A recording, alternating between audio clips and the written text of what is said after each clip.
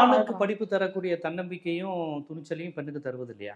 ஆணுக்கு சொல்லப்போனா ஆண்களை விட பெண்கள் தான் நல்லா படிக்கிறாங்கன்னு வேற எல்லாரும் சொல்லிக்கிறாங்க. பெண்கள் தான் நல்லா படிப்புன்னு வந்தா ஆண்களை விட பெண்கள் தான் நல்லா படிச்சு மார்க் வாங்குறதுன்னு சொல்றாங்க. அந்த ஆணுக்கு தரக்கூடிய தன்னம்பிக்கையை பெண்ணுக்கு தர்றது இல்லையா அந்த படிப்பு?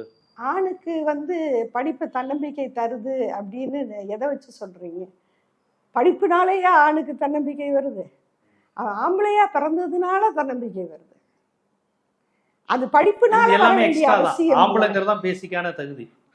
ஆண்கள் ஏன் தன்னம்பிக்கையோட இருக்கிறாங்கன்னு சொன்னா அதுதான் ஆம்பளைக்கு அழகு.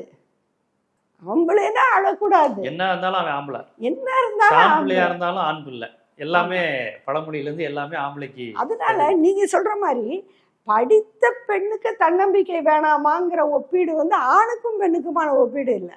படிக்காத பெண்ணுக்கு, ஒரு படிக்காத பெண் இந்த முடிவு எடுத்தா பரவாயில்ல, ஆனா ஒரு படிச்ச பெண் இந்த முடிவு எடுக்கலாமா? ஆக இங்க ஒப்பீடு பெண்ணுக்கும் பெண்ணுக்கும் தானே ஒழிய ஆணுக்கும் பெண்ணுக்கும் அல்ல.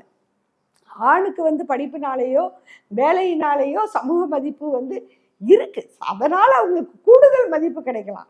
ஆனால் ஒரு ஆண் தனித்து நிற்பதற்கு இது எதுவுமே இல்லாமலும் இந்த சமுதாயத்துல ஒரு ஆணால தனித்து நிற்க முடியும்.